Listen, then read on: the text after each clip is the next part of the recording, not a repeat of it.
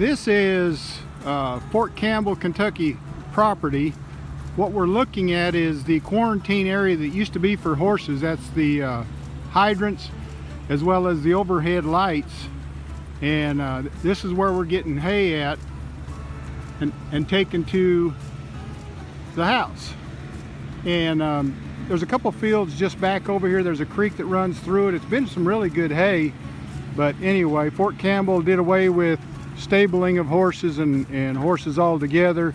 There was the quarantine spot here, and then there was the quarantine spot across the road, and I think this is gate 10.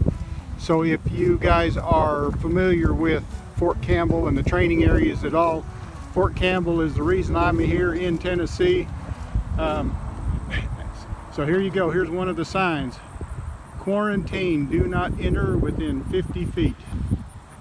And I remember not so long ago there were a lot of the fences, little sheds, everything out here.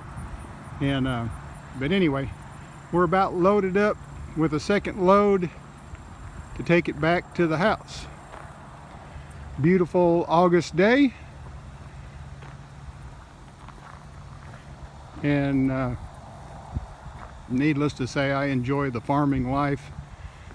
It's a lot of work, but I'm okay with that. Let's go see what this sign says. It's probably the same sign that we just looked at. A lot of these have been hay fields, I guess, pretty much forever.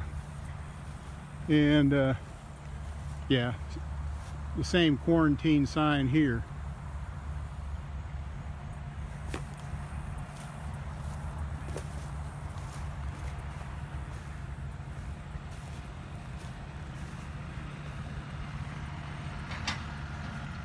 Here comes Bob with some more hay to put onto the truck.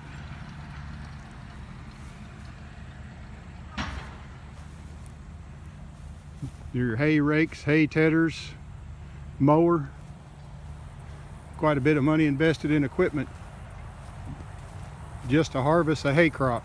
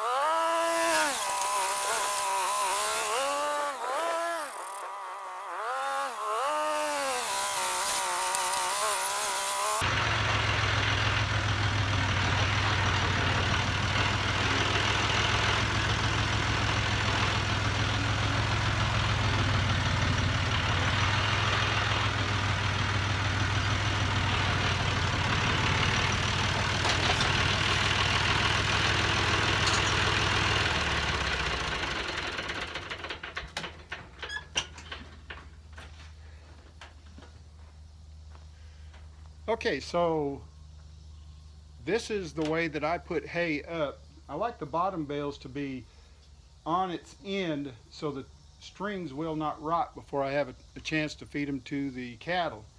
And of course you saw the chickens out running around all in the hay, and there's a little red hen. I don't know if you saw her in the picture. She's over there by that brown chicken. The red one, I call her Rosie. It's most time it's Nosy Rosie, because everything that if I open the barn door, when I just first got here, both of those hens jumped up on the back of the truck. Matter of fact, one of them went up on top of the very top of the bale, just checking out what I've got going on.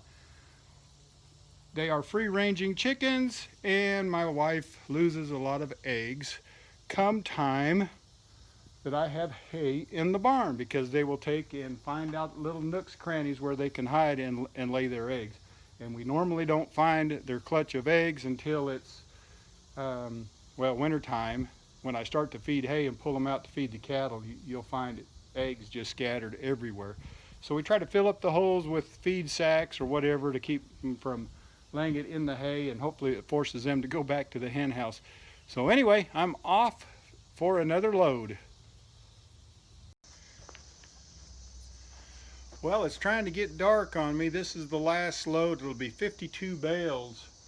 My plan is when the barn gets finished that I feed 120 bales during the winter time, and I hope it will hold 120 bales, 130 bales, because of the size of the herd of cattle that we have.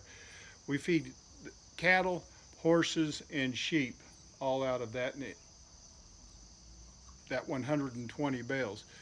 So what I will do is just rotate the camera to the truck, let you watch in action. It's kind of dark here in the hay barn, but we'll just start a brand new row right there. We have 13 on the truck and the trailer, and we'll get that put into place, and then we'll see how much room we have left for in the future as I do more work on the hay barn.